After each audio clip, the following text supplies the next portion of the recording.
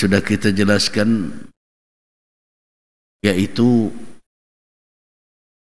tentang anak yatim, bahwa mereka itu adalah anak yang kehilangan ayahnya.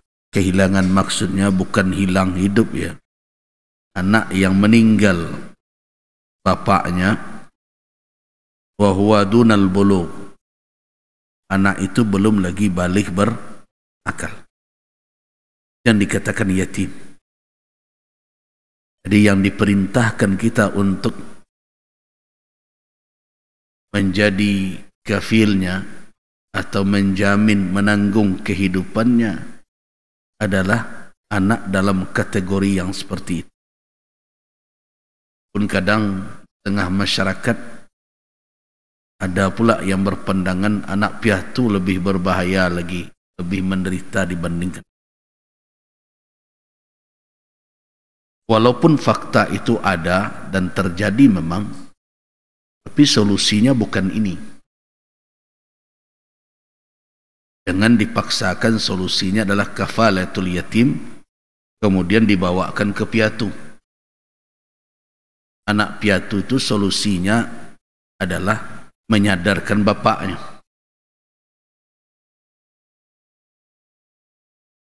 Bapaknya tidak bisa berlepas tanggung jawab dengan anaknya. Kenapa? Karena konsep Islam dalam kehidupan ini, antara satu ketentuan dan ketentuan lain itu saling berkait. Tidak boleh kita mengkaji suatu bahagian dari syariat seperti dia tidak nyambung dengan ketentuan yang lain. Di situ sering keliru orang ketika melihat ketentuan syariat itu. Akhirnya mereka menganggap ini ketentuan syariat ini tidak efektif. Ketentuan syariat ini tidak membawa maslahat. Sudah sampai kepada kesimpulan tidak relevan. Kenapa? Karena mereka melihat syariat itu seperti bahagian yang terpisah dengan yang lain. Konsep menanggung anak yatim atau kafalatul yatim itu tidak boleh dipisahkan dengan konsep tanggung jawab nafkah. Siapa yang bertanggung jawab nafkah adalah seorang laki-laki yang menjadi ayah. Jadi jangan diputus yang itu. Ketika kita putus perkara kafalatul yatim yang konsep ini, muncullah penjelasan tadi, komentar tadi, nak piatu merasai lolai. Nah, padahal merasainya anak piatu itu disebabkan ada yang bertanggung jawab tapi tidak menjalankan. Di situ persoalannya. Jadi masyarakat tidak boleh mentolerir. Kan mentolerir namanya itu. Masyarakat tidak boleh mentolerir orang yang mengabaikan tanggung jawabnya. Jadi jangan dikatakan mentang-mentang kita banyak kita tidak pernah salah. Itu masyarakat yang keliru. Mereka mentolerir perbuatan seorang bapak yang tidak bertanggung jawab terhadap darah dagingnya sendiri. Padahal syariat mengecam tindakan itu. Nah, kita bukannya ikut untuk menyadarkan orang itu, malah membiarkan dia di dalam sikap tidak bertanggung jawab itu. Kenapa? Ditanggung orang semua anaknya. Padahal di dalam hadis Nabi apa kata beliau? Kafalil mar'i ithman, cukuplah dosa diperoleh oleh seseorang yang tentu tidak akan terpikul oleh dia akibat dari apa? Ayyudayya'a may yaqutuh, menyia-nyiakan orang yang wajib dia tanggung kebutuhan pokok. Kalau ada anak piatu berada dalam keadaan susah dan sulit, faktor kesusahannya atau penyebabnya adalah karena bapaknya yang tidak bertanggung jawab, masyarakat jangan mengabaikan saja ketidakbertanggungjawaban seorang bapak. Nah, kalau dia terus disantuni sehingga bapak ini terlena dengan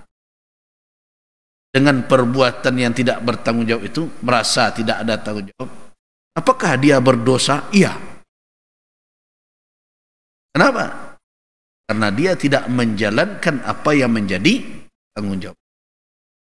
Kan ahlu keluarga dia, anak kandung dia, yang wajib dia beri nafkah. Menafkahi anak itu tidak tergantung dengan istri masih dengan kita atau tidak, ya bapak-bapak, perlu diingatkan itu. Di mentang-mentang lah betuka aja bini baru, kemudian anak dari bini lama boleh diabaikan. Tidak ada dalam konsep syariat seperti itu.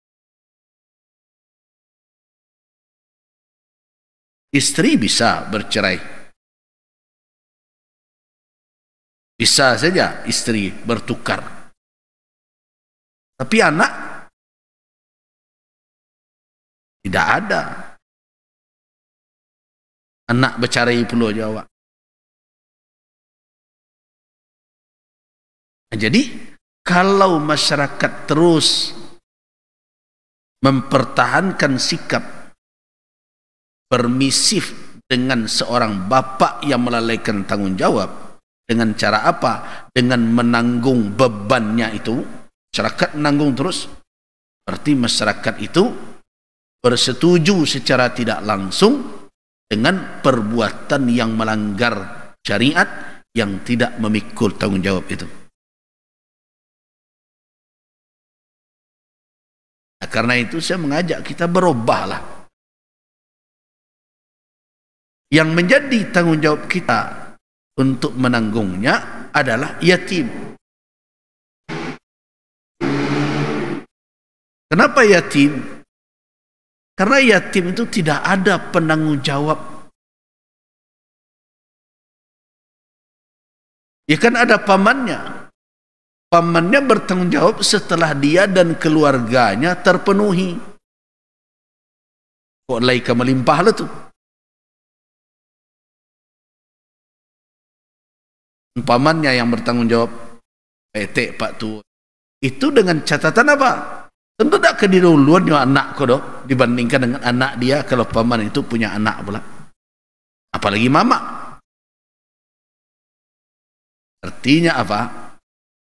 Yang menjadi penanggung jawab utamanya dalam kehidupan itulah hilang. Itu nanti kecekkan namanya, kalau istilah orang awak kadang muncul di dalam ungkapan tanah sampai berpijak nalah taban, ya, tali sampai bergantuan nalah putih, gitu. Itulah seorang anak yatim. Kalau anak piatu tidak, tanah sampai berpijaknya masih kokoh, tali bergantuannya masih kuat, cuma tidak bertanggung jawab. Nah, orang yang tidak bertanggung jawab itu oleh masyarakat jangan disetujui, jangan disokong. Tapi apa tugas kita? Sadarkan, diingatkan dia akan tanggung jawab. Itu menyelamatkan dia dunia dan akhirat. Jauh berbeda antara yatim dengan piatu. Kalau yatim tidak ada yang bertanggung jawab langsung. Nah, karena itulah makanya Nabi mengajak kaum muslimin untuk menjadi kafil. Bapaknya tidak ada, ibunya yang tinggal ibunya dengan segala keterbatasannya. Pamannya bertanggung jawab kepadanya, tapi tentu tanggung jawab kepada keluarganya lebih didahului. Mamanya, kalau dia adik Minang, dia tidak lebih dahulu lo kemanakan dibanding anak. Anak di pangku, manakan dibimbing. Membimbing itu jo alat pembimbing pula. Anak di pangku jo ratu pencarian, kemanakan dibimbing ratu pusako. Akhirnya ratu pusako itu kemapainya? Habis tergadai dan terjun. Nah, ini akan menjadi kalau tidak turun tangan umat, maka mereka akan menjadi hilang dari generasi masa depan mereka dan suram. Nah, kondisinya darurat sebenarnya. Itu makanya perlu untuk terjuni oleh umat Islam. Nah, tentu di antara anak yatim itu tidak semuanya dalam kategori it. Tidak semuanya dalam kategori berhajat untuk ditanggung. Ada di antara mereka yang ditinggalkan oleh ayahnya dengan harta benda. Nah, anak yatim yang seperti ini biasanya banyak nama mengasuh kok. Nah, yatim kayu biasanya. Yatim kayu ini banyak orang yang mau mengasuh. Kalau dibiarkan yang seperti ini tanpa aturan, akan datang mudarat kepada anak yatim itu, baik kepada dirinya maupun kepada hartanya. Nah, karena itulah syariat hadir memberikan aturan kalau anak tersebut berharta, beruang ya, bukan beruang, beruang dia. Nah, kalau kita renungkan petunjuk Allah Subhanahu wa taala dalam syariat Islam, kita betul-betul kagum dengan bagaimana tertata rapi dan lengkapnya tuntunan syariat. Untuk anak yang dalam kondisi mereka kesusahan, kesulitan, ditinggalkan dalam keadaan fakir, dalam keadaan tidak ada jaminan kehidupan, Islam meminta umat Islam terjun. Jangan sampai anak ini hilang. Jangan sampai anak ini terlunta-lunta. Dihimbau untuk apa? Maju kaum muslimin jadi kafil mereka. Tanggung hidup mereka. Bagaimana dengan anak yang ditinggalkan dengan harta kekayaan? Islam tidak membiarkan pula. So, kalau tidak jatuh ke tangan yang tepat dan tidak dikawal dengan aturan yang benar,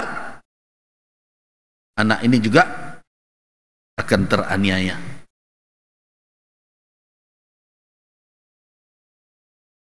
Masya Allah, bagaimana Islam menata ini. Yang kurang, suruh ada kafilnya. Yang punya uang, yang punya harta, diberikan aturan bagaimana hartanya itu terjaga. Nah, coba cari aturan di dunia ini yang selengkap itu. Kita punya undang-undang dasar yang sampai hari ini, sejak dahulu kita belajar juga fakir miskin, apalagi anak terlantar ditanggung,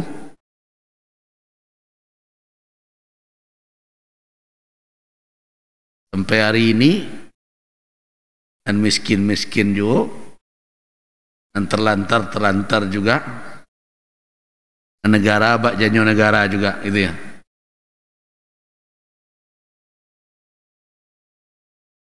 Tapi Islam tidak hanya mengatur dari sisi prinsip secara umum, tapi mengatur sampai ke bagaimana teknis. Maka di sini sudah masuk ke teknis. Kapan harta itu sudah mesti diserahkan kepada anak tersebut?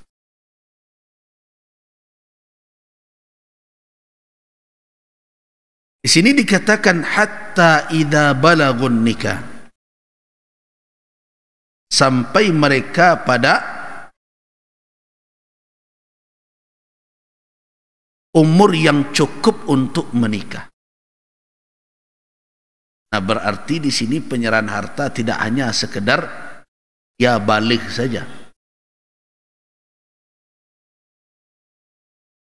So ada yang sudah balik tapi belum cukup untuk menikah. Banyak itu. Balik sudah, kalau menikahnya dalam kondisi itu taniayu anak orang dia. Artinya apa? Ketika dia sampai pada umur menikah, apa yang kita bisa lihat?